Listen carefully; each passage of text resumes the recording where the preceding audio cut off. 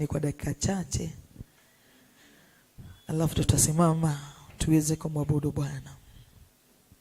Praise the Lord. Bwana apewe sifa. I would like to share neno kidogo sana kwa muda mfupi sana kama wa dakika 5 kwenye kitabu cha Wafalme wa Pili sura ya 7 mstari wa 3. 2 Kings chapter number 7 and verse 3. And God will bless us. As we all know that tonight is not like any other night,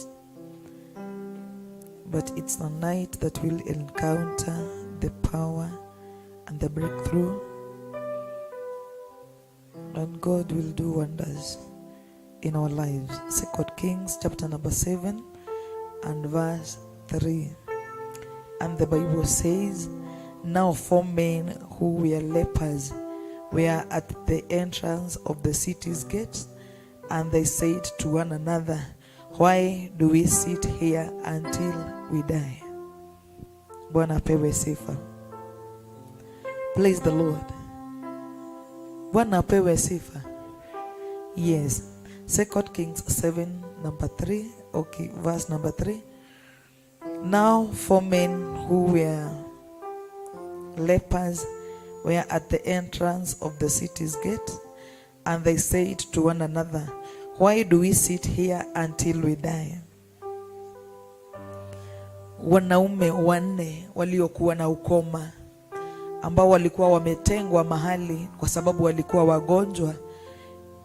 Wale watu walikuwa wametengwa mahali sababu ya ile hali waliokuwa ndani yake. Hakuna hata mmoja angetamani kuitanishwa na wale watu. Walikuwa wanatumia vyombo vyao peke yao, havingetumika na watu wengine. Walikuwa wametengwa mahali ambapo I think ni wao tu walikuwa wamewekwa mahali pale, ili wakati na muda ukifika wakufe. Hakuna mtu alikuwa na haja na wale watu. Na walipoona ya kwamba hata wakikaa pale sababu wako njaa watakufa, wakatamani kwenda kwa nchi jirani na ili wakatafute msaada. Bwana atukuzwe. Na walipokuwa kwa mlango, as they were at the entrance of the city's gate, walisemezana wakaulizana, kwa nini tukae mahali hapa tufie hapa? Kwa hivyo walichukua hatua ya kuenenda, wakasema hata kana wateni tuende, tukiuliwa ni sawa, wakikubali kutuokoa tutaishi. Bwana apewe sifa. Praise the Lord.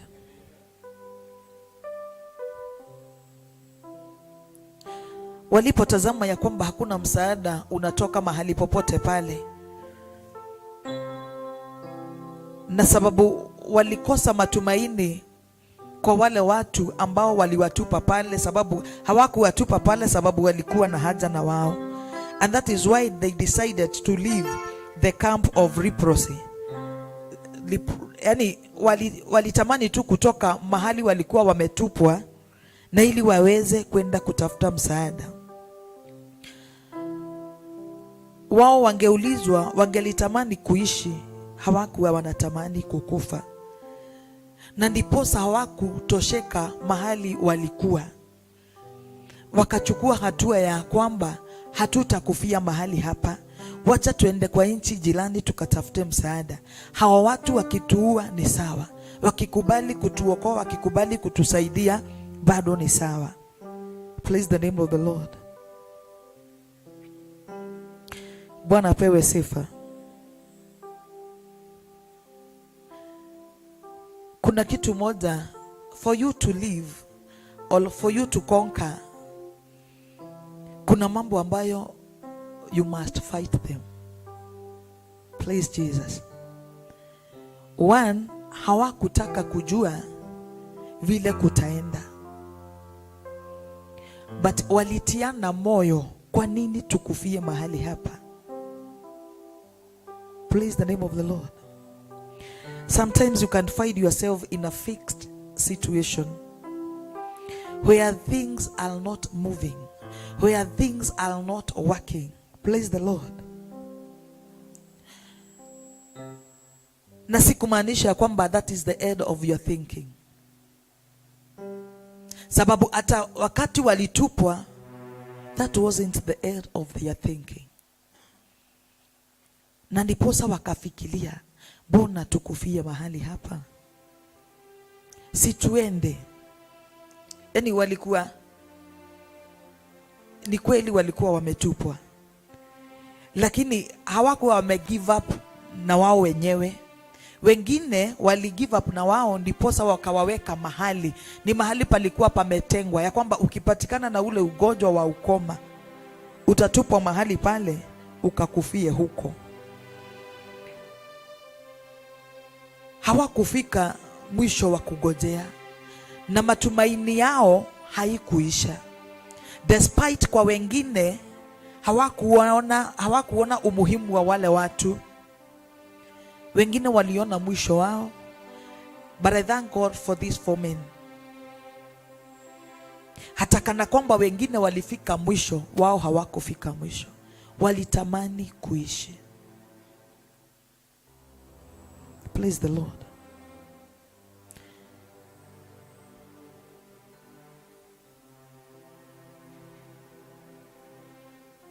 Mara mingi tunajipata kwenye situations, we keep on complaining, tunasahau in that situation we can do something.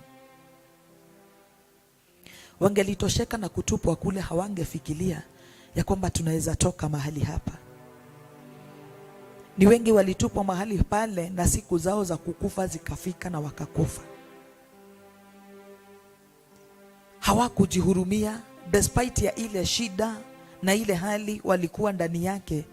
Hawakujihurumia, na jiposa wakajitoa, wakasema kama ni kukufa tutakufa, sababu hata kama hawatauliwa bado watakufa njaa. Please the Lord. Wakajitoa, hawakujihurumia tena.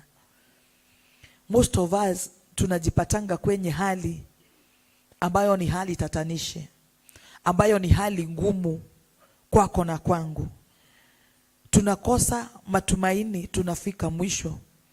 Instead tuone ama tuchukue hiyo hali ina positive manner or ina positive way, tuone kuna jambo tunaweza fanya katikati ya hiyo hali. Tunaanza kunugunika na kuona ni kana kwamba Mungu hatupendi, Mungu alituacha. It's like Mungu huwa na favor wengine kuliko wengine. Leo hii ukitazama watu wengi, hata wao wenyewe wamejichukia. Ile hali walio ndani yake ni kujihurumia tu. Unasahau ya kwamba ingelikuwa hiyo hali uko ndani yake iko mahali pale ikumalize, ungeisha kitambo. Lakini wewe ni wewe, unakubali kukaa katika hiyo hali. You are very much comfortable in that situation. Unasahau ya kwamba katika hiyo hali nguvu za Mungu zinaweza fanya kazi. Unasahau katika hiyo hali uweza wa Mungu unaweza fanya kazi. Unasahau katika hiyo hali, hauko katika hiyo hali ili wewe ujichukie ama ujihurumie. Hapana, kuna kitu, kuna jambo unaweza fanya katikati ya hiyo hali. Most of us tunabebangwa na hali ambayo tuko ndani yake. Unasahau ya kwamba kuna Mungu ambaye anaweza mambo yote. Unajaribu kubebana na hiyo hali, ile hali hauiwezi. Praise the Lord. And wale watu, the four men, God was moved with their decision. Waliposema hatutakufia mahali hapa, God was moved with their decision. Kwa hivyo unaweza kuwa katika hali ambayo wewe unaona umefika mwisho, haujui uende wapi, haujui ufanye nini. But whenever you involve God in that situation, Mungu ataingilia kati na lazima kutapatikana njia. Lakini mara mingi tunajiekanga mahali pa kujihurumia, tunasahau ya kwamba kuna Mungu. Unang'ang'ana na hiyo hali wewe peke yako. unapambana na hiyo hali wewe peke yako, haumhusishi Mungu, haumwabii Mungu. Na ndiposa mara mingi huwa tunalemewa, ni kwa sababu tunaifanya kama sisi. Praise the Lord. Mungu aliingilia the decision that these people made. God intervened. Na wakati Mungu aliingilia, walipoenda hawakuuliwa. Praise the name of the Lord. Bwana apewe sifa. Na no wonder Mungu aliweka mgurumo mkubwa kwa footsteps zao. Wale watu wakasikia ni kama maadui wanakuja, wakatoroka. Hawa watu hawakukufa, lakini kama walifikishwa mwisho na wengine na wao wakafika mwisho, wangekufa tu. Lakini walipo semezana wakaambiana, hatutakufia hapa, itabidi tuende, sababu hata tukikaa hapa tutakufa njaa. Wacha tuende. Hata I think despite ya kuwa walisemezana tuende, walikuwa tu na ile uoga. Kwa nini leo hii usikubali kutoka, ama kwa hiyo hali ulio ndani yake umhusishe Mungu, umwambie Mungu shida ambazo unapitia. There is one thing that I always say, as long as we are created by God's image, utire mundu ungehota kwigimariria Ngai. Praise the Lord. Bwana atukuzwe. Kwa hivyo unajua kuna yale mambo tunaambianga Mungu na kuna ingine tunajiekeanga sisi. It's like Mungu hajui na it's like Mungu haoni. Ni vizuri sana kumfanya Mungu rafiki wako, na ni rafiki tu yako, na rafiki akuwe rafiki wako wa karibu. If there is this person that you can share your secret with, it's only God. Na Mungu hatauliza jawabu ama suruhu ya shida yako kwa mwingine. Atakusaidia na atasimama na wewe, atakuokoa kama Mungu. Na hata abia mwingine, this person was going through this and I decided to help him or her. No. Let God intervene in that situation. Hiyo unaonanikana kwamba imekufikisha mwisho, ni wewe umefika mwisho, bado Mungu anakugojea umuelezee shida za moyo wako. Bwana apewe sifa. Praise the Lord. Our God is able. Hakuna jambo linalomshinda Mungu. You are a leper in a way. Umewekwa mahali, umebadikwa majina. Kuna wenye wanakuonyesha nanga na kidole. Ukikuja mahali unakaa, hata kuna ile ukitaka kujua fulani, kuna ile njia watu huwa anamuelezea nayo. Yule mama fulani anafanyanga fulani wa kitu fulani. You see? Alafu na wewe unaona ni kana kwamba yani unatosheleka katika hiyo hali. Stop complaining and wake up from that sleep. Jua ya kwamba Mungu anakupenda.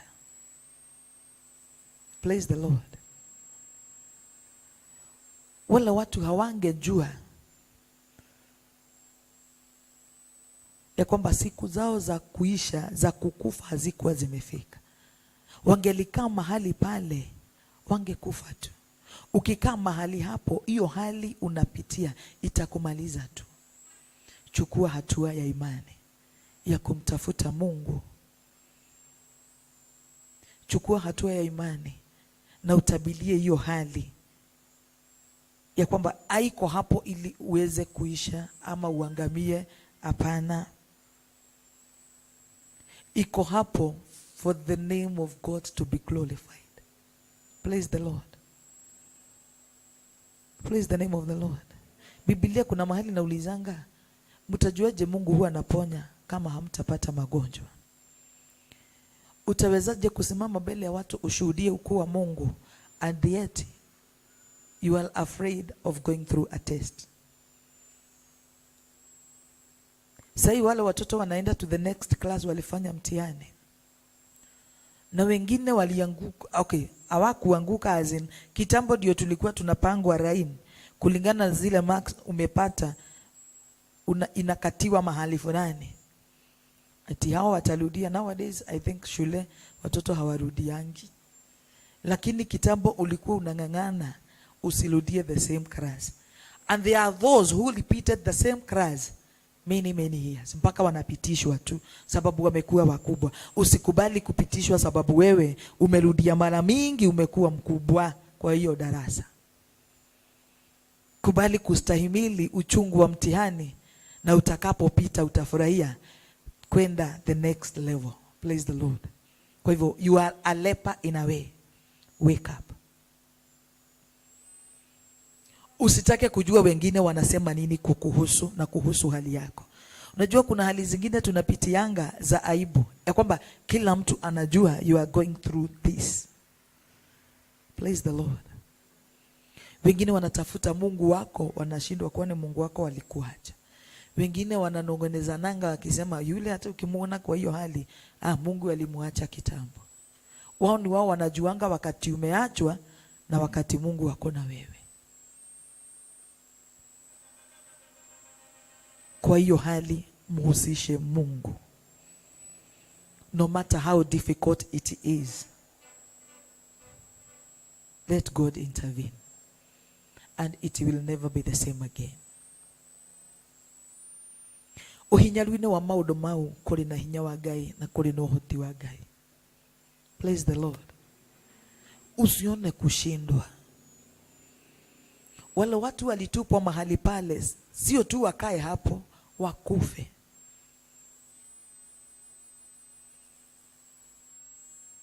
Usichukiwe na wewe ujichukie.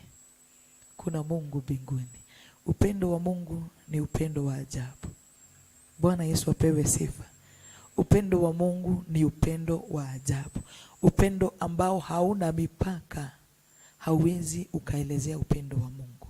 Uko uhai siku ya leo despite the many challenges you are going through, sababu Mungu bado hajamaliza na wewe. Mungu atajitafutia utukufu kupitia hiyo hali unayopitia. Bwana Yesu apewe sifa. Ushaipitia hali mpaka unaona watu kwa barabara wakitembea unatamani tu kukaa kama wao, na hujui wanapitia nini. Sababu ya ile uchungu iko ndani yako, ukiangalia unaona gai kaforia, na hata hujui ni nani na hujui anapitia nini. Unaona tu anacheka. Unajua watu wengi tuko katika hali gumu, kitanda yako ndio inajua tu ile hali unapita ndani. Ukijivunika na hiyo blanketi ni kulia tu. Lakini ukiwa kwa barabara, you fake a smile for you to move on. But whenever umeenda mahali tu peke yako, unaliaga tu peke yako. Instead of crying, instead of kujihurumia wewe, mwambie Mungu. Tell God what you are going through. Imagine hakuna jambo, hakuna kitu huwa kinatendeka kama Mungu hajui. Na ndiposa Biblia inasema kwamba tumjulishe Mungu haja za mioyo yetu. All what he wants us to do is tuombe, we give him thanks. And there is one thing that I always do. Mwezi wa 11 na December, I always take those 2 good months to give God thanks. Bwana pewe sifa. Niko na matatizo ndio. Niko na haja ambazo ningetamani Mungu anifanyie 1, 2, 3. But from January to mwezi wa 10 nimeishi kumwambia Mungu nataka. Why can't I take hiyo miezi 2 of which thanksgiving, kumshukuru Mungu inafaa kuwa daily. Yani ni kitu unafaa ikuange uifanyage on a daily basis. But hiyo miezi 2 hakuna kitu ingine naombeanga. I always thank God for who he is and for what he has done unto my life and to the ministry and mambo mingi. Na unapata hata hiyo miezi 2 inaisha kama hujamaliza. Praise the name of the Lord. Shukuru Mungu kwa hiyo hali unapita ndani. Na umwambie Mungu, najua ya kwamba ni vita mingi umepigana, ni majaribu mengi umenishindania. Hata hii, it is not that special that God cannot deal with it. Hapana, mwaminie Mungu. Please Jesus. Nimesema we are lepers, we are all lepers in a way. Kila mtu akona ukoma wake yeye mwenyewe. Umejitenga, umejiweka mahali, utaki kushirikiana na wale watu wengine. Kuna wakati inafikanga unaenda mahali unaona ni kama shida zenye unapitia zimejiandika, ni kama kila mtu anajua. That is God in heaven. Na nguvu za Mungu hazijawahi punguka kamwe. Praise the Lord. Bwana Yesu apewe sifa. Tukubali kuondoa uzito ndani yetu. Tukubali kumpatia Mungu nafasi ndani ya mioyo yetu. Usikubali kukaa katika hiyo hali. Sababu ukikaa kwa hiyo hali, this gentleman, waliulizana, mbona tukae hapa tufe? Usikubali kukaa katika hiyo hali. Kuna hali ambazo za zingine mpaka unashindangwa unaenda kanisa kufanya nini? Unaomba kwa nini? Hautakufa kimwili, but mambo yako mengi yanaweza yakakufa. Unaweza kufa kiroho, because ukibebwa na hiyo hali hautapata nafasi ya kuomba, na hautapata nafasi ya kushirikiana na wale watu wengine. Unatamani tu kukaa peke yako mahali. But these 4 gentlemen, they decided ya kwamba hatutakaa hapa. Usikubali kukaa hapo tena.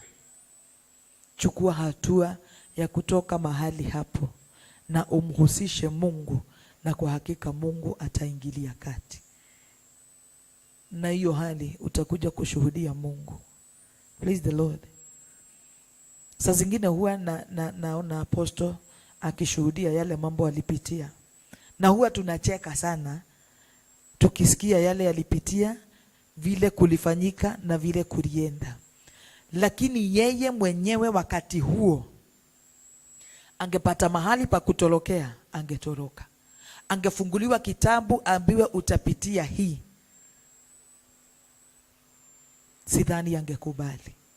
Ushuhuda kila wakati ni mtamu kusikia, lakini wakati unapitishwa ili uje usimame mbele yetu ushuhudie ukuu wa Mungu, my friend, it is not that good. Praise the Lord. Please Jesus. Kwa hivyo wacheni tufurahi wakati tunapitia mambo magumu, tukijua kwamba hatupitii ili tuweze kuangamia, bali tunapitia ili jina la Mwenyezi Mungu libarikiwe na liinuliwe. Praise the Lord. Na tusimame kwa miguu yetu. Tunapoenda kuabudu Mungu, utakapoingia kwa maombi, naomba tu ukubali kunenea hiyo hali. Uiambie, nimekujua na nimekugundua, na sitakaa hapa tena. Just involve God. Let God intervene. Mwambie Mungu. Tamani kutembea na Mungu hata kwa hiyo hali. Mshukuru Mungu kwa hiyo hali. Ni ngumu.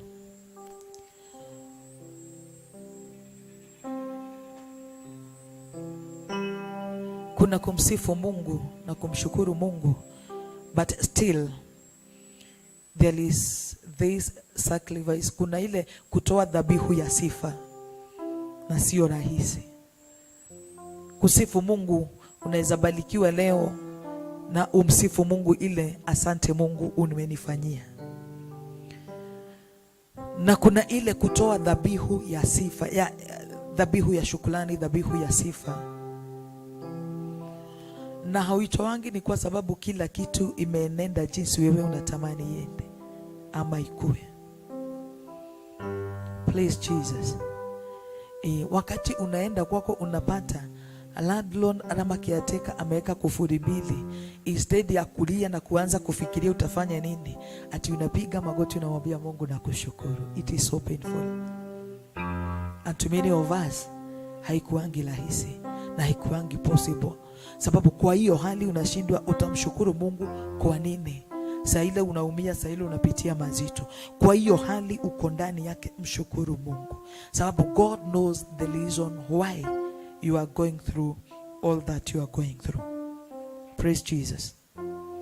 Bwana apewe sifa. Tunajuanga Mungu ni mwema. Kwa hivyo tunatumai as long as tunaitanishwa na Mungu kila kitu ikuwe kizuri na kiende vizuri. Wakati utapigiwa simu uambiwe ya kwamba 1, 2, 3 has happened, instead of kuanza kulia, utapiga magoti umwambie Mungu na kushukuru. Giving a sacrifice of praise haikuangi rahisi. Bwana apewe sifa. Please Jesus. Siku moja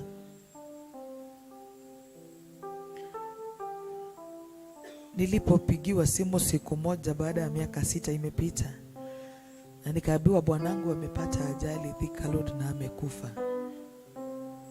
I tried to imagine. Niliuliza mwenye aliniambia, in fact alirudia like mara kadhaa, ati umesema, yani nikamuuliza, asubuhi I was someone's wife, now I'm a widow. Na nikaona ni kama ni yeye amechizi, sababu ananiambia confidently haikuwa imesink ndani yangu. What I did, I just thanked God. But I came to realize hiyo kitu haikuwa imeniingia vizuri. But sikuwa na kitu ingine ya kufanya ila tu kumshukuru Mungu. Kwa hali kama hiyo, unabeba mtoto unapeleka hospitali, and within no time daktari anakuambia I'm sorry. Instead ya kufikiria kulia, unamshukuru Mungu. Kwa hiyo hali, hata kana kwamba si ya kifo, mshukuru Mungu. Please Jesus. Na utakapokubali kumshukuru Mungu kwa hali nzito, God always makes ways ambazo wewe mwenyewe ukiulizwa ni aje hujui. Praise Jesus. Nilikaa chini nikawaza, nikawazua, nikajiuliza sasa, I'll be the mother, I'll be the father. Sasa nitawezaje kulipia watoto school fees? I was not used. Sasa unahesabu hiyo mambo yote 1, 2, 3, unaweka full stop. Unaambia Mungu, natamani kuondoka hii dunia. Na Mungu saa hiyo amekunyamazia. Nikafanya kitu moja ujinga sana. Na hali zingine, by the way, tusipotafuta Mungu, tusipokubali kumhusisha Mungu kwa hali zingine tunapita ndani, tunaweza poteana na Mungu. Tunaweza toka kwa Mungu na tutoke kabisa. Mimi hapo ndipo nilikubuka watu huwa wanasema mtu akikuwa mlevi unakuanga stress free. Nikasema let me test this. Please Jesus. Na imagine Beatles by then alikuwa ameokoka.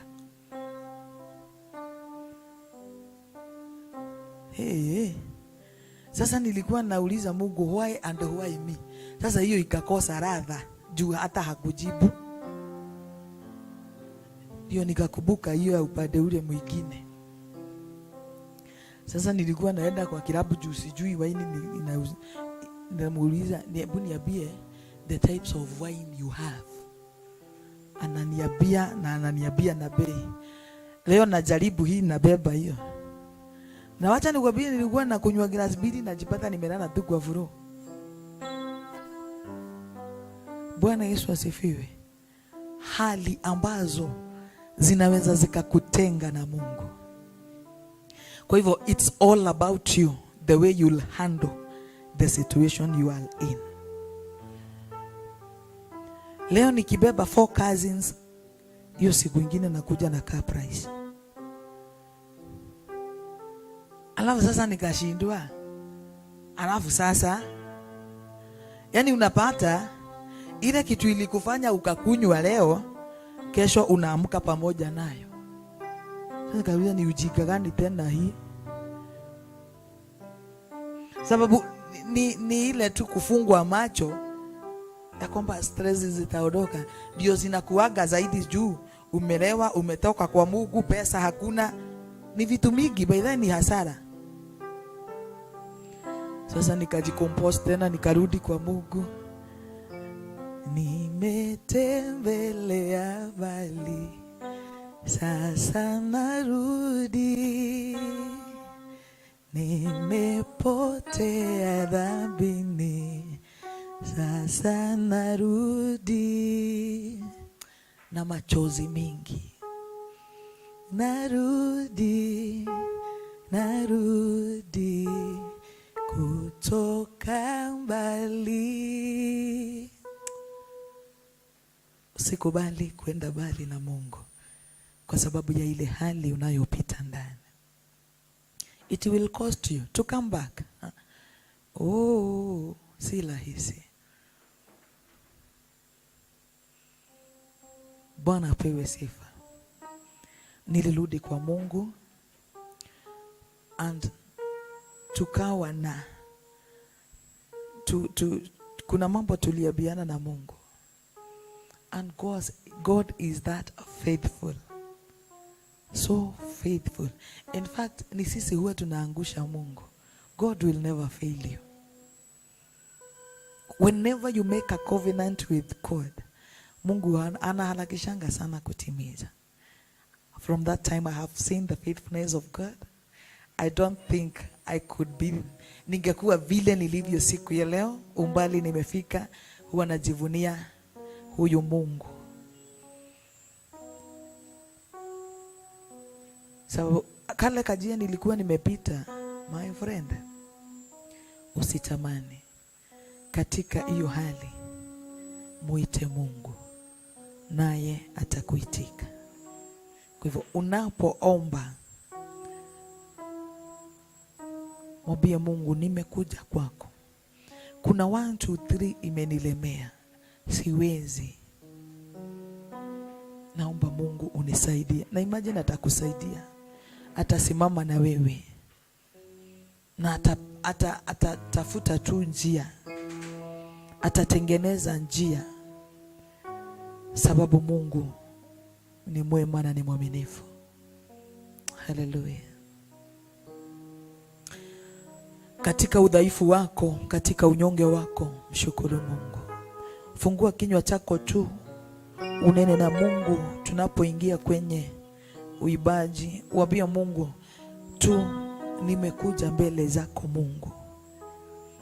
Ile hali unapita ndani, mwambie Mungu. Yale mambo ambayo yamekulemea, mwambie Mungu. Mwambie, katika hii hali Bwana nakushukuru, sababu najua napita ndani ya hii hali, na ili jina lako liweze kutukuzwa. Don't prolong these days of your wilderness. Shorten them by giving God thanks. Praise the Lord. Usifanye muda wako kwenye jangwa kuwa mrefu. Utakaponugunika, unafanya muda wako kwa jangwa yenye uko ndani yake kuwa mrefu. Shorten this time. Shorten the days by giving thanks to God in that situation. Mungu anaijua vyema. Anaielewa vyema. Hallelujah.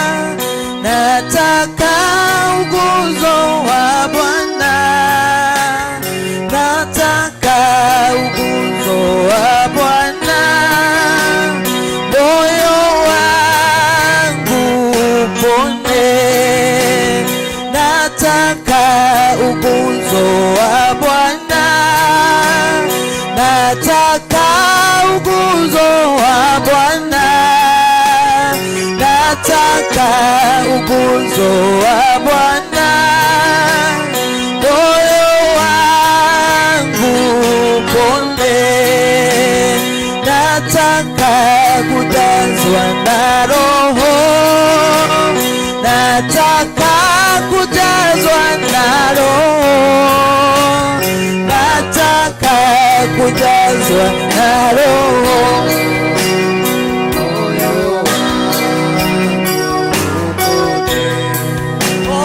Nataka kujazwa na nguvu za Bwana, kujazwa na nguvu, nataka kujazwa na nguvu, moyo wangu pone, nataka neema ya Bwana, nataka neema ya Bwana, nataka neema ya Bwana, moyo wangu pone, nataka rehema za Bwana, nataka rehema za Bwana, nataka rehema za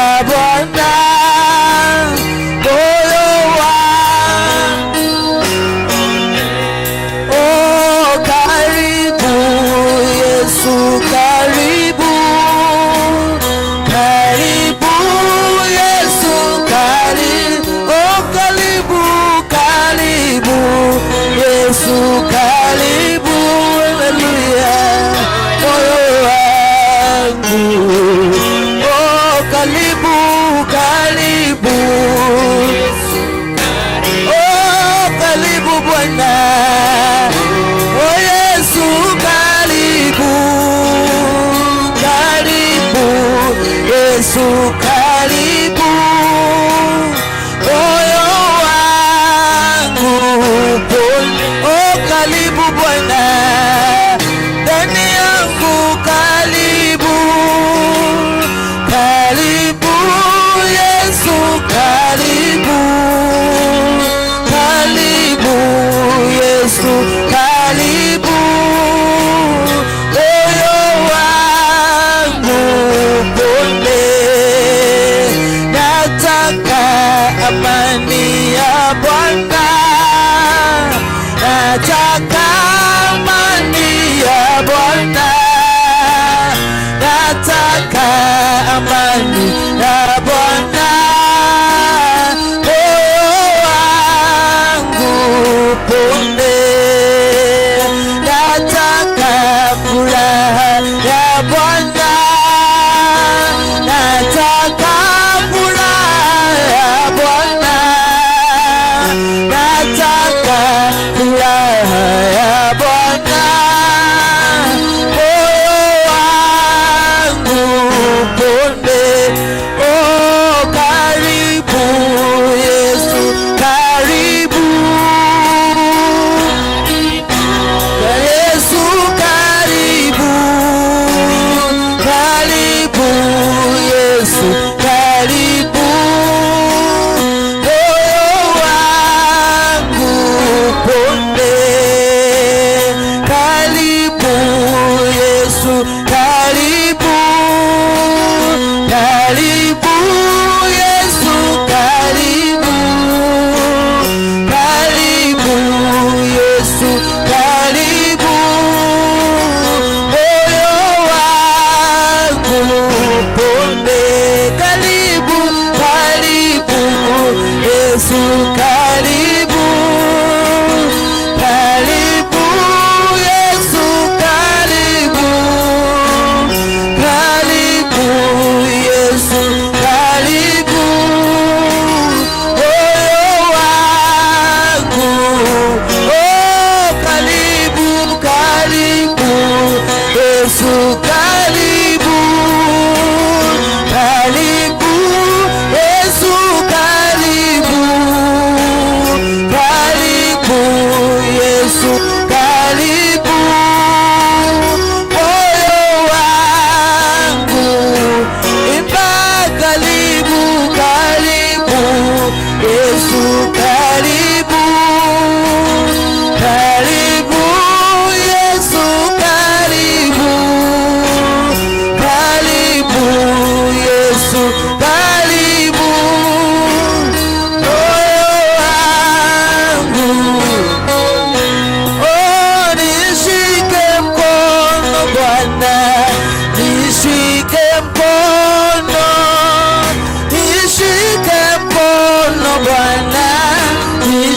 nishike mkono Bwana, nishike mkono Bwana, nishike mkono Bwana, nishike mkono, uniongoze Bwana, uniongoze Bwana, uniongoze Baba, nitangulie Bwana, nitangulie Bwana, nitangulie, oh nitangulie Bwana,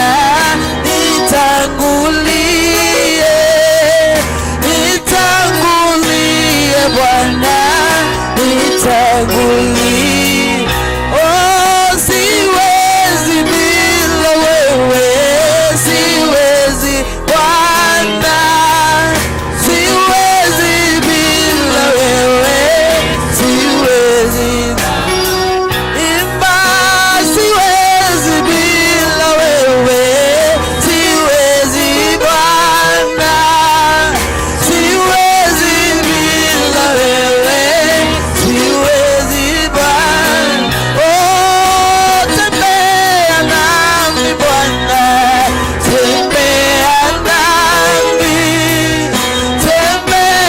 nami Bwana, tembea nami, oh hadi mbinguni Bwana, hadi mbinguni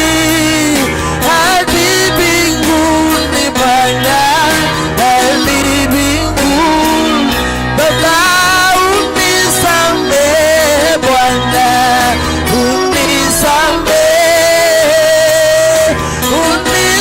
unisamehe Bwana,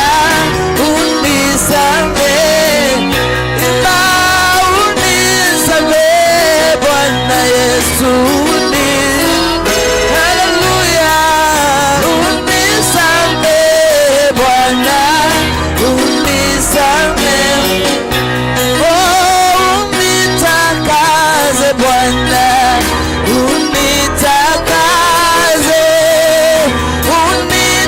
unitakase Bwana, unitakase, oh unitakase Bwana,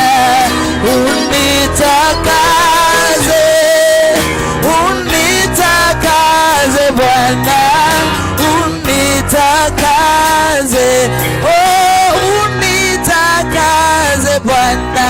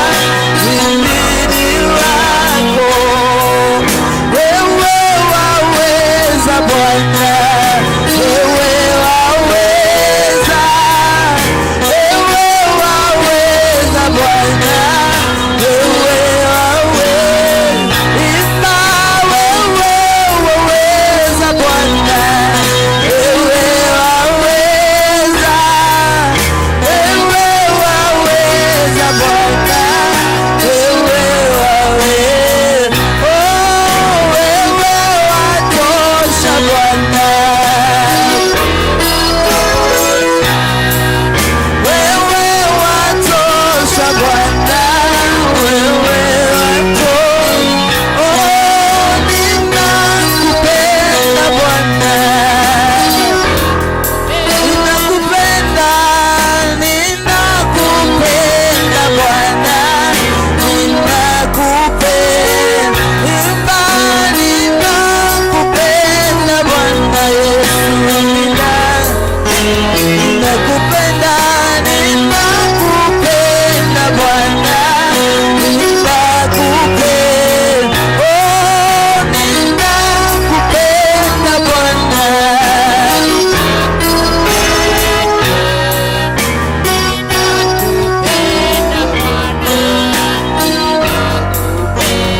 Oh, sina mwingine Bwana, sina mwingine, sina mwingine Bwana, sina mwingine, sina mwingine Bwana, sina mwingine, sina mwingine Bwana, sina mwingine, oh sina mwingine Bwana, sina mwingine, sina mwingine Bwana, sina mwingine, oh kunisamehe mimi, sina mwingine, sina mwingine Bwana, sina mwingine,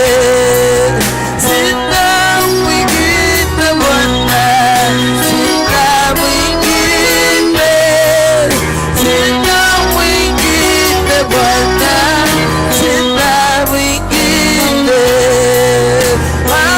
hakunipenda sina mwingine, sina mwingine Bwana, sina mwingine, oh hakunilemu mimi, sina mwingine, sina mwingine Bwana, sina mwingine, oh sina mwingine Bwana Yesu, sina mwingine, sina mwingine Bwana, sina mwingine, oh wakupigana vita zangu, sina, oh sina mwingine Bwana, sina mwingine, oh wakushindana majaribu yangu, sina mwingine, sina mwingine Bwana, sina mwingine, sina mwingine, sina mimi, sina mwingine Bwana, ni wewe Bwana, sina mwingine wa kukimbilia ila ni wewe. Wakati napita kwenye shida Bwana, sina mwingine ila ni wewe. Ni wewe Bwana, rafiki yangu wa karibu, sina mwingine ila ni wewe. Wa kuniwezesha ni wewe Bwana, sina mwingine. Nikosa nakili kwa kinywa changu ya kwamba sina mwingine. Naomba Bwana usiku wa leo ukanishike na mkono wako, nishike Bwana na ili niweze kusimama, nisimamishe Bwana na ili niweze kushindana vita. Sina mwingine, ni wewe Bwana, sina mwingine, sina mwingine Bwana.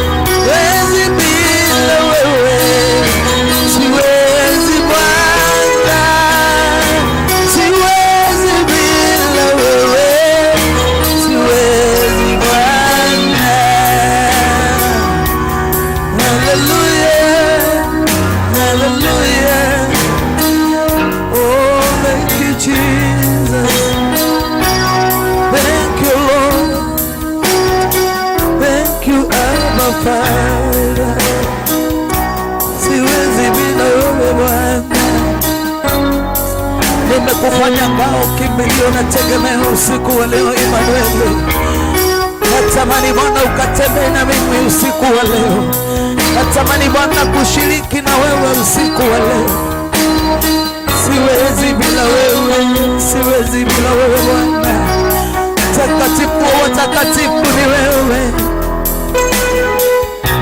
Haleluya, haleluya. Oh, wewe ni Mungu, wewe ni Bwana. Utukuzwe Bwana, uinuliwe milele yote.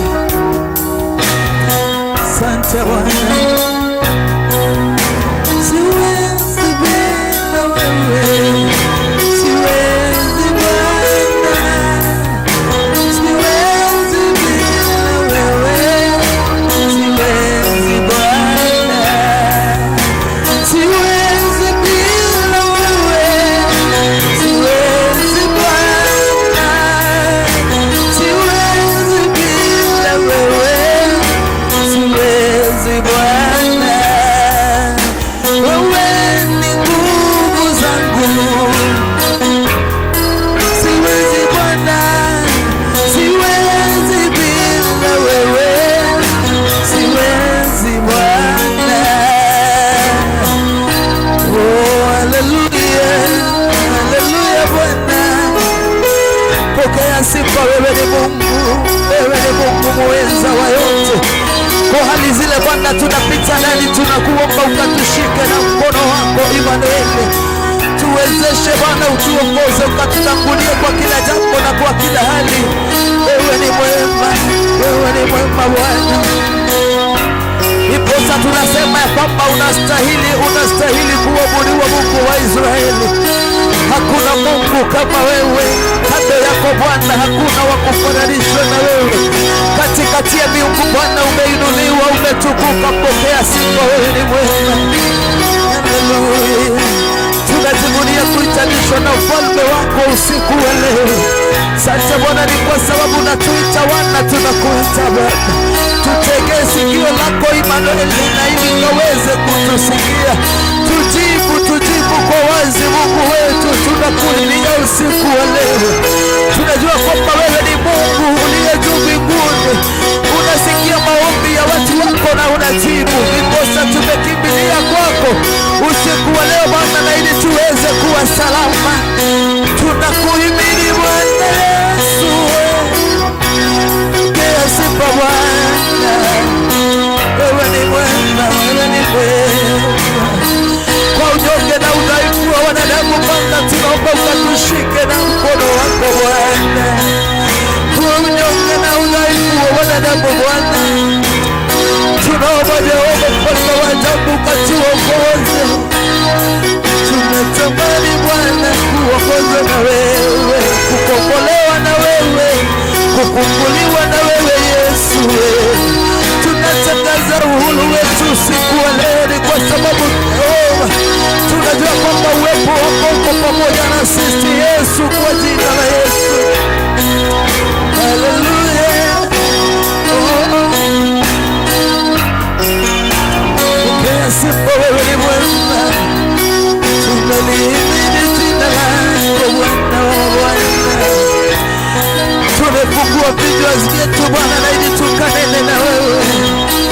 Oh, haleluya, haleluya.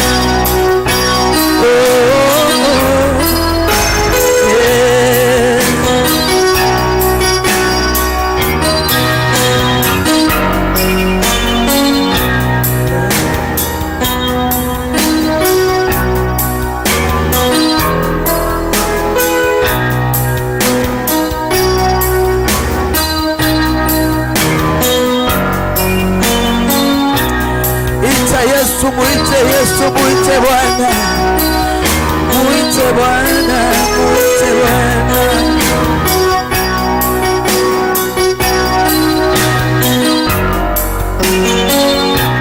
Peleleza mioyo yetu Bwana, peleleza mawazo yetu Waruinge. Haja ya mioyo yetu Bwana ni kufuata njia zako na kuyafanya yaliyo mapenzi yako. tusaidie Bwana, bila wewe Bwana hatuwezi. Hatuna mwingine ila ni wewe Emmanuel. Asante Bwana wa mabwana.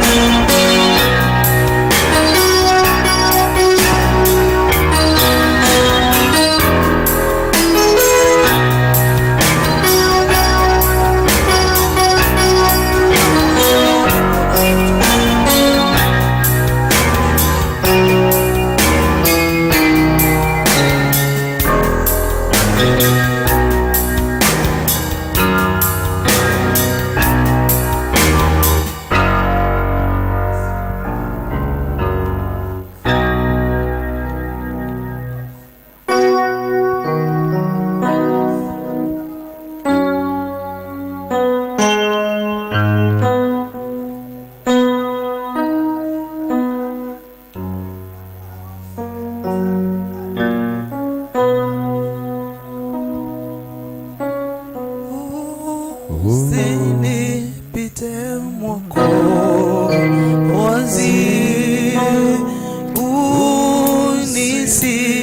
unisikie.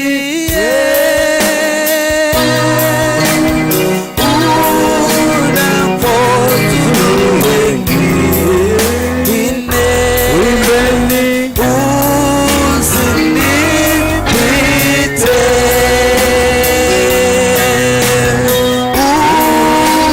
usinipite. Mwokozi, unisikie.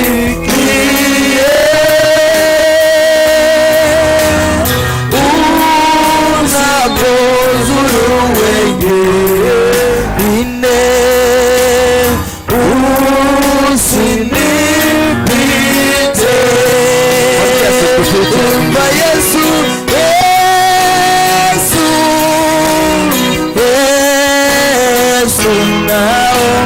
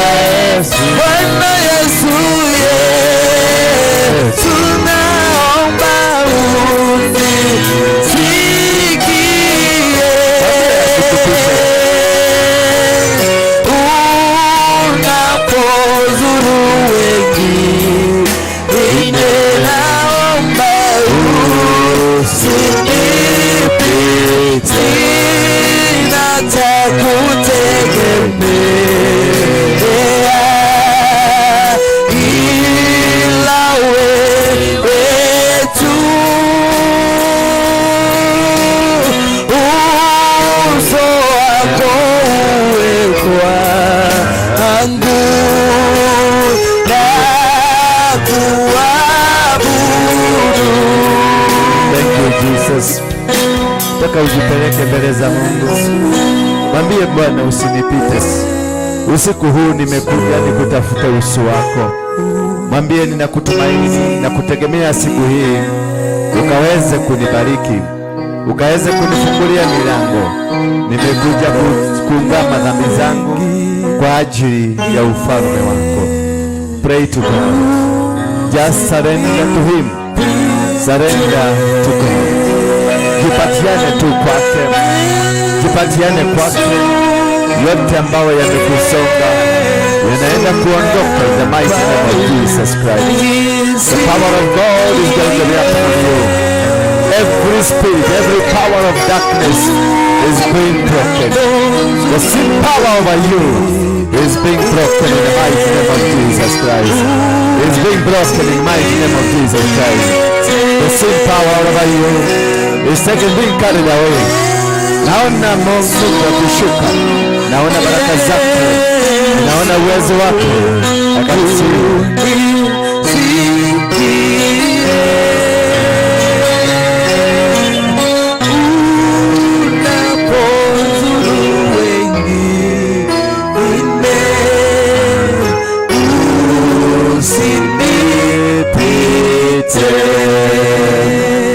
Asante Baba, tunakushukuru.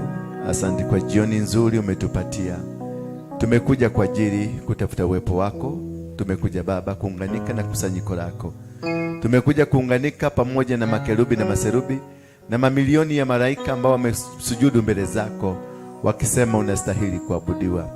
Sisi pia tunasema Baba, unastahili kuabudiwa. Ninakuomba tu Baba ukaweza kunitumia kama chombo, nikaweza kuwafikishia watoto wako ujumbe wako, nikawaambie jinsi unavyowapenda, nikawaambie jinsi utukufu wako ulivyo, na tukaweza kushiriki pamoja katika kufanya kazi yako na kufanya nguzo zako ambazo wewe umetuitia na mamlaka uliyotuitia, tukaweza kufaulu na kunawili katika malengo mbalimbali. Asante, tunakuabudu. Ni katika jina la Yesu Kristo ninaomba na kuamini. Semeni amina. Asante sana. Mnaweza kuketi kwenye viti za mbele kabisa. Mbele kabisa. Kusiwe kuna kiti hata kimoja mbele kitawachwa bila mtu. Kusiwe kuna kiti hata kimoja mbele yako kitaachwa bila mtu. You must sit in front, every one of you who are here. The rest will sit. Just if there is a seat in front of you that is vacant, that is your seat. A seat that is in front of you that is vacant, that is your seat. We don't have seats that are supposed to be sat on by books or some other objects. Every seat is meant for human being, not for bags, not for reservations. We don't reserve seats here. We give seats to everybody. I hope there is a seat here. Who's that?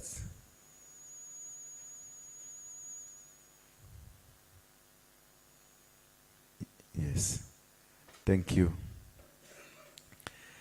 Bwana Yesu asifiwe sana. Habari zenu? Natumai mko salama. Salimia mwenzako, mwambie karibu kwenye ibada za leo. Hallelujah. It is wonderful to see you again. Mwambie mwenzako, it is wonderful to see you again. It is wonderful to be in this arena. Mwambie hivyo. The arena of liberty. Where you are going to be set free tonight. Sema where you are going to be set free tonight. Because God has said so. Every bandage that has been holding you. Sasa unaniambia mimi. Siwaambie mwenzako, tunazungumza kwa sababu mwenzako. Every bondage that has been holding you, from today it is broken.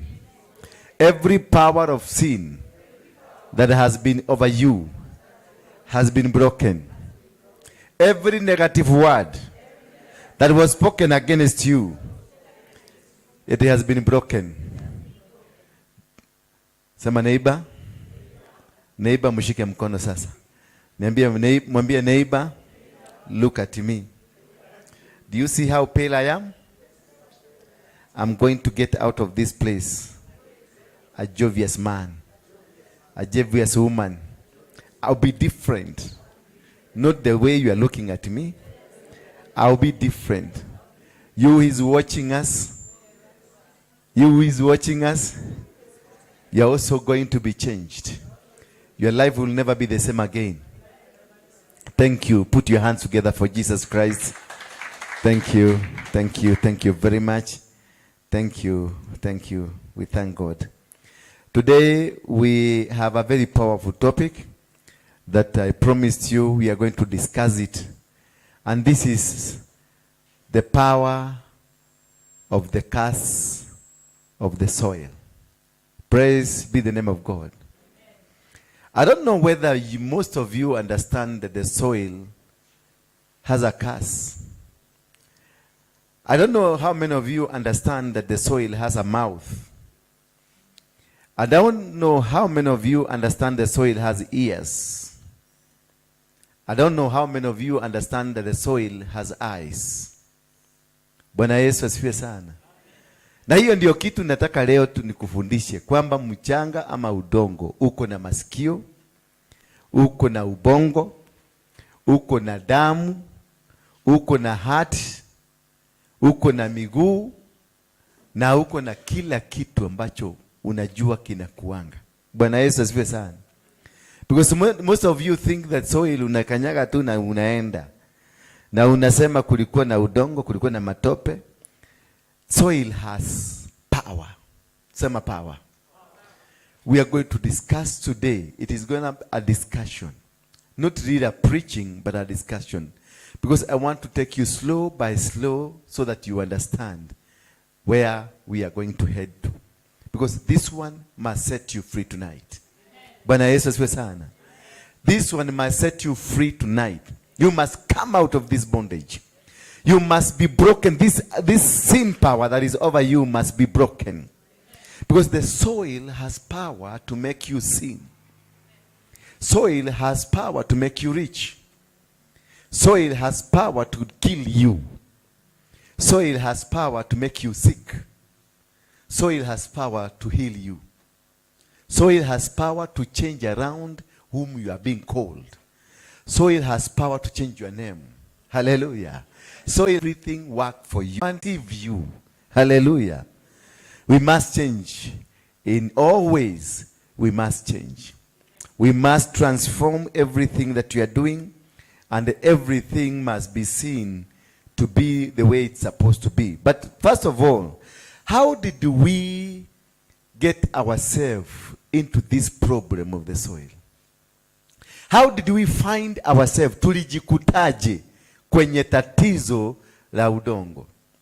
Tulijikutaje kwenye tatizo la mchanga? Why do we find ourselves? How did we find ourselves there? This we trace it back to our mother and our father, Eve and Adam. Those that were created first, and then they found themselves in the same problem they were created out of. God, in the book of Genesis, chapter number 1, verse number 26, 27, 28, 29, the Bible says, and God with the people, or with whoever that they were together, wale walikuwa nao, wakasema, na tumuumbe mtu aliye na mfano wetu. Bwana asifiwe sana. Walikuwa na watu, either walikuwa na watu ama walikuwa na malaika. Lakini Mungu hakuwa peke yake. Alikuwa na kitu kingine ambacho alizungumza nacho. Na alisema tumuumbe mtu aliye na mfano wetu. Kwa hivyo yoyote yule alikuwa na Mungu ambaye ni malaika, malaika ako na mfano wa nani? Wa Mungu. Na vivyo hivyo wako na mfano wa binadamu. Haleluya. Kwa hivyo sisi na malaika na Mungu tuko na mfano wa kitu kimoja. We look alike. And when you look alike, it's because God decided to produce something that looks like him because of his own glory. Therefore, whatever that looks like God is meant for the glory of God. Because the Bible says, walipomuumba huyu binadamu alifurahishwa. He was God, and God was happy. Meaning the way you look and the way you are a happiness of God. Man is meant to make God happy. Bwana Yesu asifiwe sana. Therefore, that is why we are asked to remain faithful to God, obedient to God, genuine to God, and live godly. Because as we live godly, walk godly, move godly, we make God happy. And when God is happy, we are also happy. Hallelujah. Because when God is happy, he releases. When God is happy, he blesses. When God is happy, he promotes. When God is happy, he lifts up. Bwana Yesu asifiwe sana. We are empowered because of the happiness of God. We become because God has made us to be. We are special because God has given us this special anointing of being happy. Happiness is the everything that you need. If you go to hospital, first of thing they look at your happiness. They look at you. Why? They will ask, why are you gloom? Why are you not happy? Because that is the beginning of the source of your problem. Stress is the main agenda that causes people to be sick. Meaning, when you have stress, you are not happy. When you have stress, it's because there's something that is disturbing you. When you have something that is disturbing you, it causes you to live ungodly. Because through stress, we hang ourselves. Through stress, we commit suicide. Through stress, we beat people. Through stress, we rape people. Through stress, we do fornications. Because all these that we do worldly thing, we do them to fulfill our desires. Our desires are caused because of anxieties. And the anxieties are as a result of the stress that we have. The stress produces anxiety. When you have the anxiety, you tend to do things to make yourself comfortable. And you look at a girl or a woman, and because you are a man and you feel, if I have sex with this man or this woman, then this thing will go. If I drink changa, or I take a wine or a bottle of beer, I will be comfortable. If I commit robbery, I steal or I do anything, then my things, my thinking, my heart will be satisfied. Hallelujah. So this is a very unique problem. A very unique problem caused by a small thing that if we had understood it, it could have not brought us to where we are. God created Adam, and he took the soil, mixed the soil with water. Then he modeled and produced something that looked like him. I suggest that maybe one of the angels was made to sleep or to lay down on the soil so that he can actually produce the molding of what they want to produce. When a glass or the windscreen of a car breaks and they don't have any other like that in the country, and you go to the factory, they'll come and take the measurement and they make a molding of a similar glass. A molding is made of metal. Molding is made of something that is metallic. Then they will create a form of a glass or of a window. Then they will put the chemicals that produces the glass. Then the thing will bring out the windscreen out of a molding. So when I was trying to do my studies about how man was created, because they said we must create a man who looks like us. Therefore, to produce that which looks like you, it means you have to create a molding of that which looks like you. Hallelujah. Meaning, could be the angel was laid to sleep, akalalishwa, ndio wakatengeneza hako kamutu. Ule Mungu wana Kikuyu anasemanga alianguka paka kijora nini kakeshera kamudu. I suppose somebody might have been laid, akalalishwa chini, kisha kamutu kakajichora chini. Then from that molding, God created you. Haleluya. Ama unaonaje hiyo maneno hapo? Alichora, alitengenezaje? Ni mtu alisimama, because kutengeneza kitu kama wewe lazima ukue hapo. Lazima there must be a product that is being inaangaliwa ndio iproduce. Therefore when they produced, nilikuwa ni soil, wakatengeneza mchanga ule, walipoutengeneza kisha akapulisa na ikakuwa binadamu. Bwana Yesu asifiwe sana. So alipopuliza, it is the breath of God. The breath of God turned the soil into flesh. The breath of God turned the soil into bones. The breath of God turns the soil to have veins that turns into the veins that is carrying blood. Therefore, the breath turned everything to become blood. That breath, because that is only that was required. Otherwise, the breath had there been no breath, kama hangepuliza, the soil could have not turned to fresh. Nito fresh ama fresh? Fresh ni maziwa fresh, ya?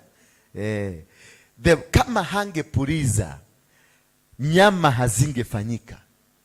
Kama hangepuliza, damu haingefanyika. Kama hangepuliza, mifupa haingefanyika. Therefore, there is something that is not part of the body that expires from you when the body is extinguished from this world. The breath. That is the power that carries you. When Ezekiel was asked by God, can this dry bone come to life again? He told God, you only know. Bwana Yesu asifiwe sana. You only, because he knew the secret of this bone becoming life again, it is the breath of God.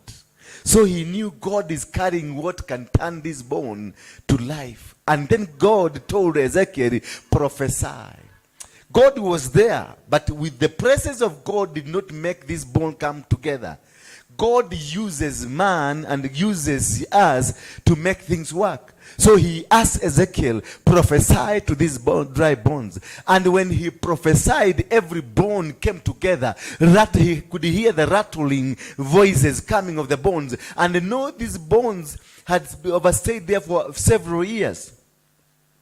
Meaning there was wind, meaning there were vultures, meaning there were animals like hyenas. So most of these bones hazikuwa pamoja. Kuna moja ilikuwa Kayole ya Joseph, mguu ya Joseph ya left ilikuwa Ngong, kichwa ya Joseph ilikuwa imebebwa imepelekwa kwa Ngundo. Bwana Yesu asifiwe sana. Because I suppose kulikuanga na kiangazi, na mahali kumwe kuwa na kiangazi kulikuanga na mvua. Bwana Yesu asifiwe sana. Meeting these bones zilitawanyika, na kwa sababu nyama zilitoka, lazima kulikuwa na maumbwa, mambweha na kila kitu, na mifupa ilinyaganywa, iliendo ikapelekwa hivi. Meaning at one point the rattling voice ya mifupa ikirudi pamoja, ni mfupa ikitoka Ngong inagongana na ya Rungai, inagongana na ya Gashie, inagongana na ya Thika, zikipitana, zikiambiana, usikii kuna command, tunaenda mbio. And the command is the breath of God. These bones were running. They were running as fast as they could, because a word has been proclaimed. A word has been said. Come together because of that breath that was put into Ezekiel. Say to them, hallelujah. Say to your life. Say to your business. Say to your marriage. Say to what that you want it to be. That is what God was telling him. That Ezekiel, he was told, prophesy to these dry bones. God told him, say to these dry bones, come together. These dry bones, some of them were in Gong, some of them were in Kiserian, some of them were in Thika, some of them were in Nakuru. And when they were told, come together, they had the breath of God. And the breath of God commanded them to come together as fast as they can, so that they can hear the word of God. Hallelujah. The key word here underline, hearing the word of God. Hearing the word of God will make everything work for you. Adam and Eve, they were told never to eat the forbidden fruit. Adam and Eve were told to behave while they were in this garden, because the garden had the power, garden had the source of livelihood. Garden had everything was required of them. And this garden was meant to make man live a happy life the way God wanted them to live. Because God wanted us to live. God wanted Adam and Eve to live a happy life, to live a special life, to live a protected life. And that was the reason that God gave Adam and Eve they gave a land where they lived together, and gave them conditions and orders to follow. But unfortunately, devil in the name of Lucifer knew one thing, that this man was created for the purposes of taking over from him. Because he himself was meant to be a superior being in heaven, was an archangel. And when he had man is being created, he made sure he distracted the purpose. He wanted to defeat the purpose of creation of this man. So the only thing they knew how to distract the reasoning of God into creating this man is making this man disobey to hear the word of God. Hallelujah. Tell your neighbor, hearing from God is most powerful. I want to ask those people, mmekuja, their seat. If there is a seat in front of you, it was meant for you. So it is always good to hear when you're being told, move forward, you move forward. If don't sit behind, if there is a seat in front of you, that is your seat. I want to preach until you sit in that seat that is in front of you. Being obedient is the most important thing when you're coming to the service. Because we come to look for the glory of God. We come to look for glory of God, and when you are disobedient, it means you are not going to hear this word of God. Hallelujah. Bwana Yesu asifiwe sana. Everybody, yes. Then the next team will come. Wekae uko nyuma. Mami, I thought you had me. Go and sit there. Enda pale. Enda ukae pale. Sogeni hivi. Yes, thank you. Thank you. Thank you very much. Therefore, I'm trying to trace where the first challenge of man was created out of soil. This soil was modeled, and then it produced this man. And then a garden was created for the purposes of this man. And this man was given a garden where to live, to cherish, and to enjoy the goodness of the Lord. But unfortunately, there is this one enemy that kept monitoring, because this one enemy was not happy with the creation of man. So all the way this enemy alikuwa natafuta tu ni jinsi gani nitamkosanisha. Kumbuka Mungu alisema ya kwamba tumuumbe mtu aliye kama sisi. The creation of me and you, it is as a result of a thinking ya kutengeneza mtu kama sisi with a purpose. And then he gave man instructions. He gave man a formula of how to live on earth. A formula on how to exist. And he told man, from today, you shall have the dominion over the earth. Number 2, you will subdue this earth. Number 3, he gave him everything in the air, in the sea, and on the land. And he told man, command, eat, enjoy, live the way you want to live. You are mine, and you look like me. As I would have wanted to enjoy, enjoy. So when you are existing in this world, you are supposed to enjoy. But there is this dangerous enemy who kept monitoring because he overheard God is creating something that is going to take his position. Bwana Yesu asifiwe sana. The challenge that you have in life is that enemy that came and took the position that was meant for you. God positioned you in the position of power, position of authority, position of dominance, so position of subduing. But the enemy did not want this to come. The enemy did not want this to happen. The enemy tried and made sure that this will not come to pass. Praise be the name of God. And the only reason to make sure this will not come to pass, it is by creating a situation where God will not be happy with you. And this meant into making God pronounce words against the initial pronouncement. The initial pronouncement was that God, and God was happy, and God blessed them. Bwana Yesu asifiwe sana. When God created man, he was happy of his work. But again, not only happy, but he blessed them and gave them a responsibility and told man that you will dominate, you will subdue, you will enjoy, you are blessed, multiply and be fruitful. Praise be the name of God. That was the happiness of God.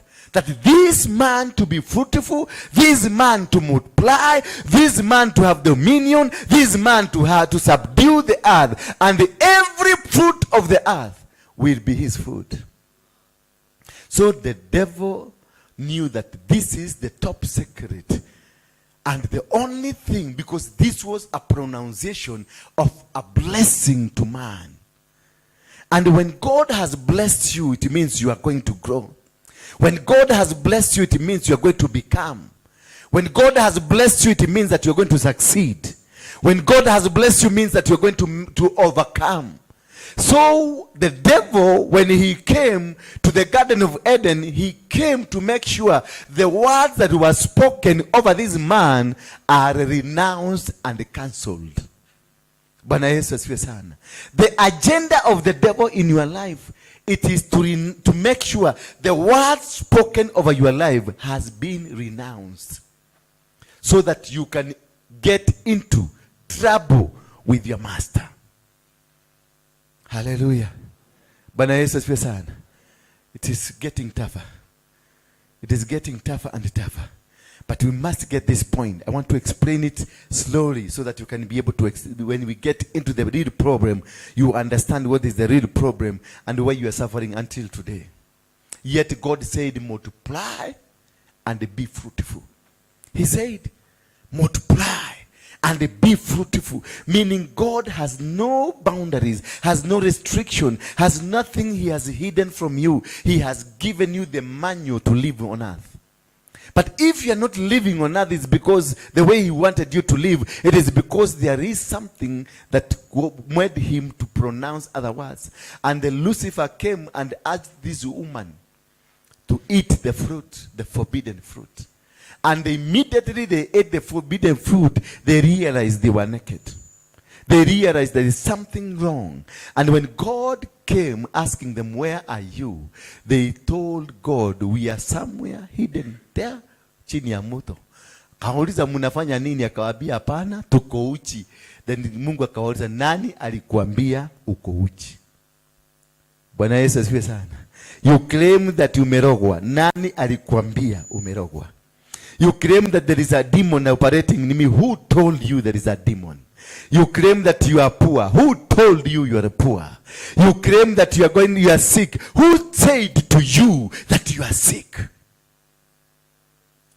If you have not shared a meal with the enemy, then how did you come to know that you are suffering this situation? How did you come to know that you have been bewitched? You tell me ati kwetu sisi ni kama tumerogwa. How did you know if you are not part and parcel of huyo mwenye alikuroga? That is what God was asking Adam. That is what God was asking Eve. That how did you know you are naked? How did you know that this is how you are supposed, that I am poor? Who told you you are poor? You say mimi nimeishi maisha ya kuhangaika. Ulijuaje ni kuhangaika na hangaika? Why ulijuaje? What if God alitaka ukaage hivyo? That is how God wanted you to be. Bwana Yesu asifiwe sana. Ati unaishi maisha ya umasikini. How did you know hiyo ni umasikini? Ulipima umasikini na nini? Ulipima nini na nini ndio ujue wewe ni masikini? What if God wanted you to live that way because he wanted to use you for 10 years to come? Me, I was in Mungiki.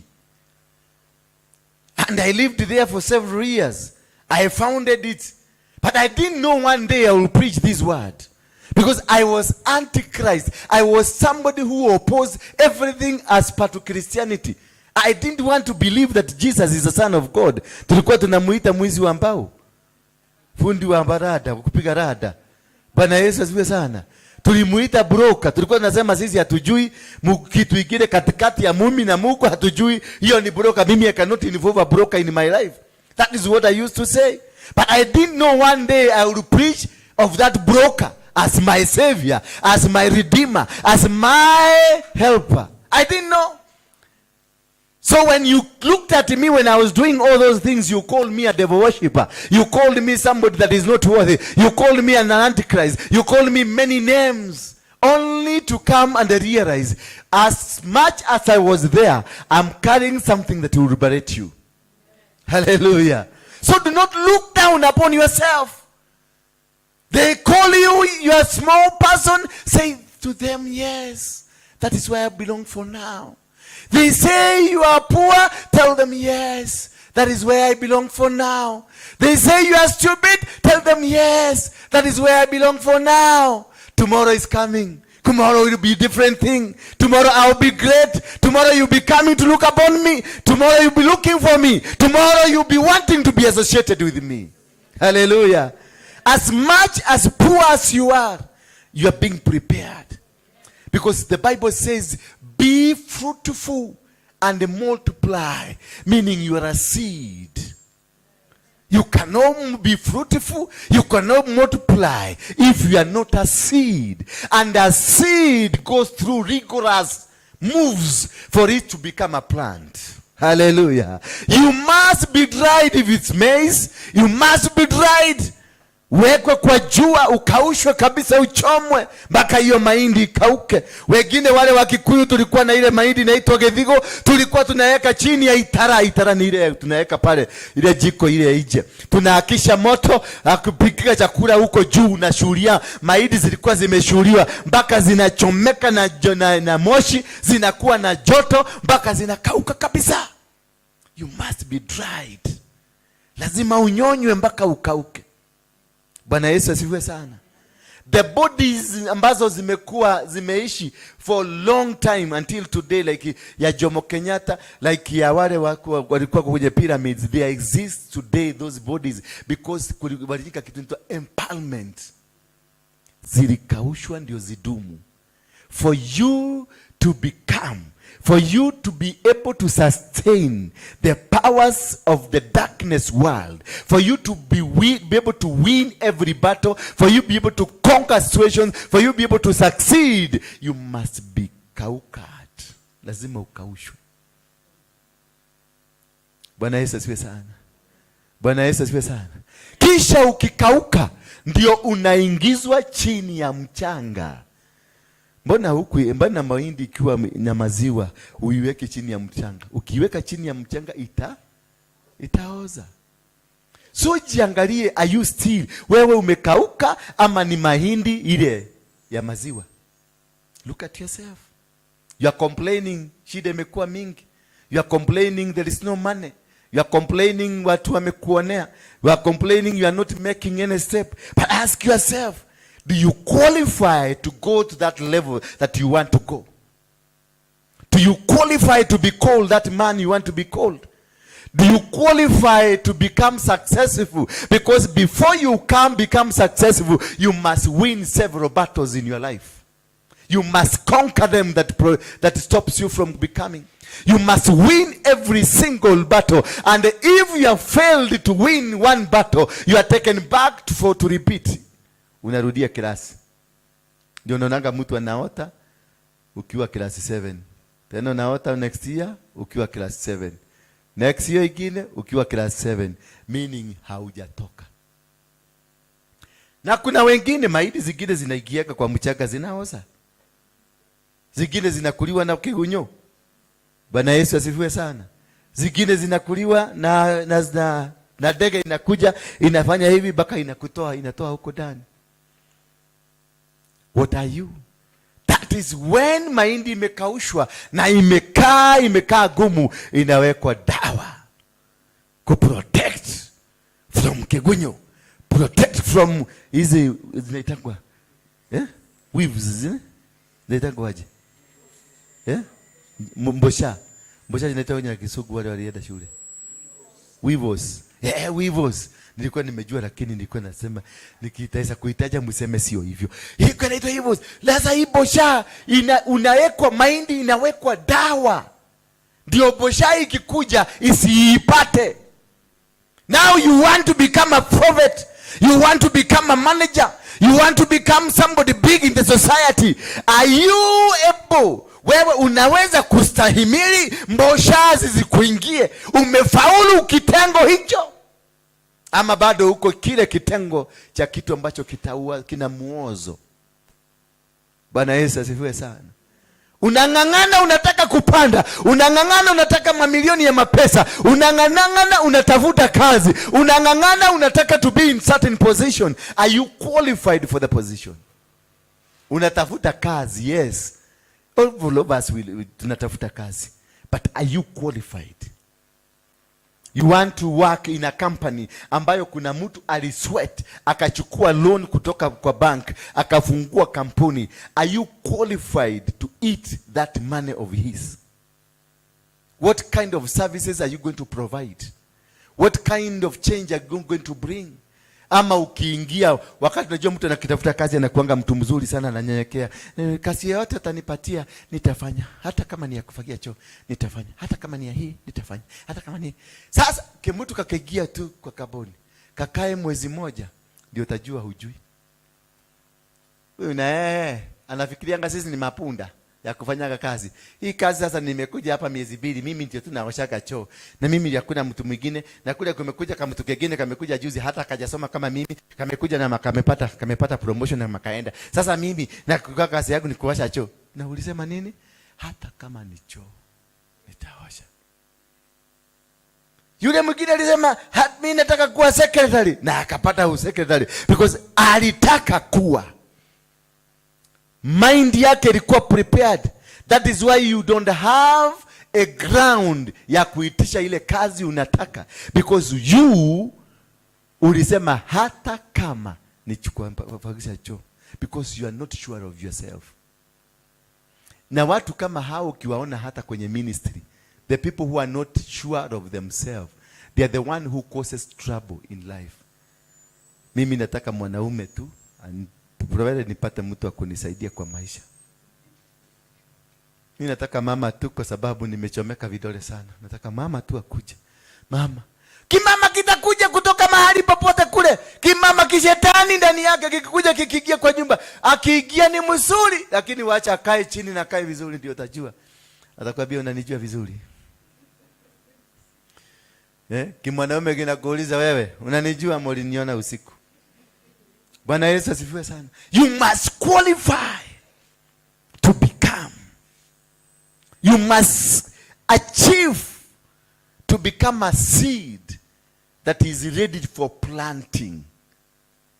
Because when you plant, when you put a seed under the soil, it is supposed to have the stamina to germinate. And once it has the stamina to germinate, iweze kuvunja mchanga ule mpaka itoke nje, isimame ikwambie, sasa nimestamihili na mimi niko hapa, sasa tupambane. Bwana Yesu asifiwe sana. That is the process of you becoming the product that God wanted you to be. So whatever that is happening to you now, it is not a coincidence. It is not something that is not there. It was written. Hallelujah. But why has it taken too long? It is because of your high-headedness. Kichwa ngumu katika dunia hii. Wana wa Israeli, they were to travel for only 8 days to go to Canaan. But it took them 40 years to get there. And when God discovered these people are stubborn, he made sure they have all died. Whew. They all died. So for you to get into where you are supposed to be, for you to get into your Canaan, the mystery that is in you, the Egypt that is in you must die. For the promise of God to be fulfilled in you, the Egyptian life, the Egyptian spirit that is in you, the Egyptian spirit was a spirit of rebellion, a spirit that is always argumentative, the spirit that is always a know everything spirit. It must die. That old habit must come to an end. It must die. It must be distinguished, removed, for you to become that prophet that you want to be.